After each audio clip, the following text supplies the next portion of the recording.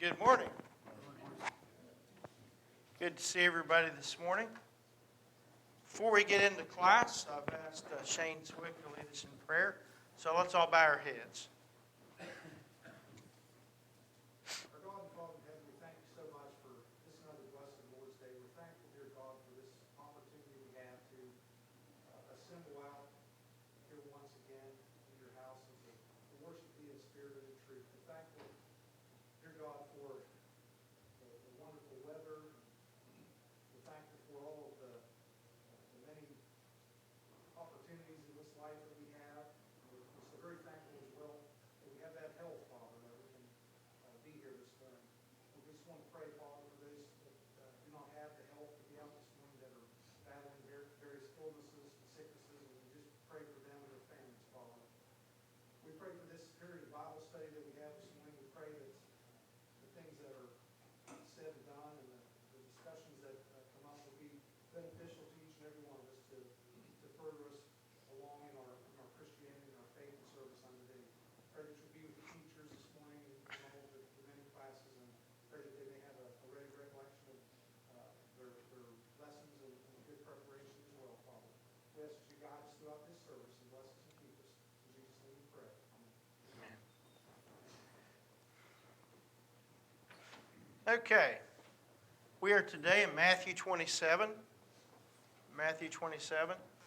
We looked 2 weeks ago when I last taught. We looked at the trial of Jesus, in particular the Sanhedrin and their portion of that trial. And we saw about Peter denying Jesus. And then we noted that is the end of Matthew 26. It came over to the fact that Jesus was delivered over to Pilate. And that's where we are in Matthew 27. So, what we want to do is we want to start in Matthew 27 and verse 1, and we'll go through a good bit of the chapter with it. A couple things that are going on here. One is Jesus is delivered to Pilate, and then right in the middle of that, sandwiched in the middle of that, is Judas's reaction to what he had done, and of course him going out and hanging himself in the middle of that. So let's start in Matthew chapter 27, verse 1. It says, "When morning came, all the chief priests and the elders of the people took counsel against Jesus to put him to death. And they bound him and led him away and delivered him over to Pilate, the governor. Then when Judas, his betrayer, saw that Jesus was condemned, he changed his mind and brought back the 30 pieces of silver to the chief priests and the elders, saying, 'I have sinned by betraying innocent blood.' They said, 'What is that to us? See to it yourself.' And throwing down the pieces of silver into the temple, he departed and went and hanged himself. And the chief priests, taking the silver, said, 'It is not lawful to put them into the treasury, since it is blood money.' So they took counsel and bought with them the potter's field as a burial place for strangers. Therefore, that field has been called the field of blood to this day.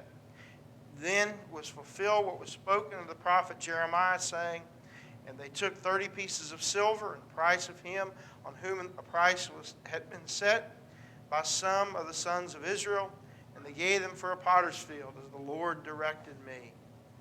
So,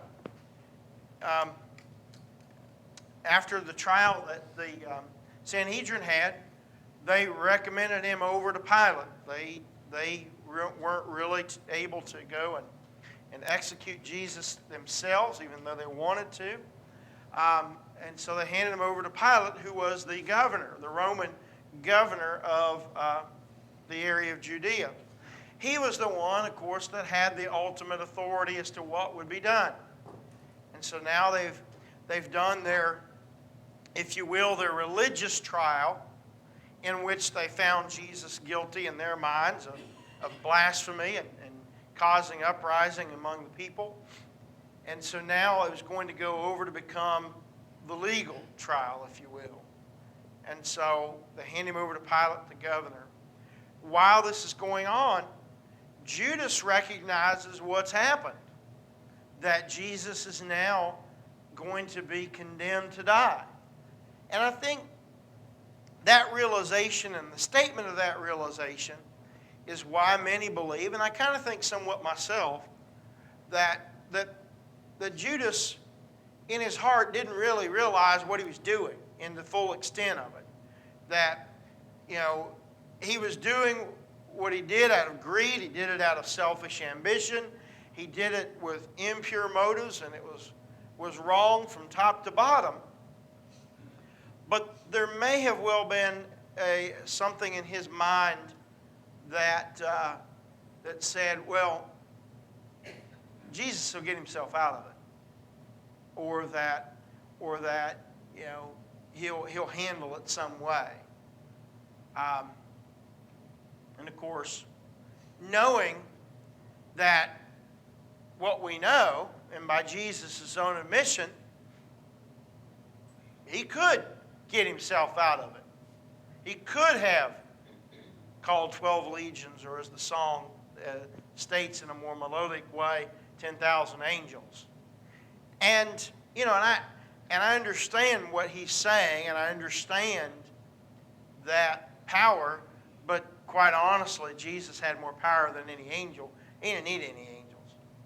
Whatever he wanted, whatever power was necessary, he had it. And so, yes, it was true that Jesus, had he wanted, could have gotten out of whatever fix Judas got him into. But, as we know, it was God's plan that Jesus go to the cross. And so therefore, that kind of fix, if you will, was not going to take place. And Jesus was put on trial. And yes, it went the way that it did. And he was handed over to Pilate. And he was going to be handed over to be executed to the Roman soldiers to do that. And so Judas, when he realized what had happened, realized Jesus was condemned, he wanted to make it right. Well, it's too late for that. Randy? I always thought it was fascinating that most of the prophecies concerning Christ came true not because of Christ himself, but because of the enemies of Christ. Right. Yeah, it was because of the enemies, and that's a very good point, Randy, that it's the enemies of Christ that caused the prophecies to come true, which is even more powerful testimony. Because why are they condemning him? Why are they killing him? Because they don't believe he's the Christ. But yet, what they're doing is further proving that he is. The 12, but you got to consider, when he went out with the other 11 at the other parts in the gospel accounts, they all performed miracles. And so even Judas had undoubtedly performed miracles in the name of Christ and done a lot of the things. He would have been a witness to Jesus walking on the water, Jesus calming the storm, Lazarus raised from the dead. He would have been a part of all that. And so it may have been a warped thing that Judas may have told himself, I'll hand him over, but he'll get out of this on his own. He rationalized that and rationalized sin. And anytime you rationalize sin, you're going to end up doing a lot worse than you ever thought. Okay, Brian and then Rodney. Yeah. I don't think we should cut Judas too much slack. Oh, no. Yeah.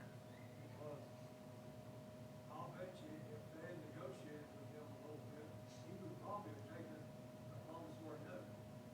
Yeah. I bet you he would have. But the damage had already been done. That's exactly it. Yeah. What remorse he had, it's a little late Right. to redo things. Right. So, Yeah. well, sure you would feel terrible after that. Right. Some people, I think, at times I've heard proposed say that, well, he was just trying to force Jesus' hand to come into his kingdom. And, even if he did, that's pretty evil and duplicitous because, if you're going to follow Jesus' way, you got to let him call the shots. And, trying to force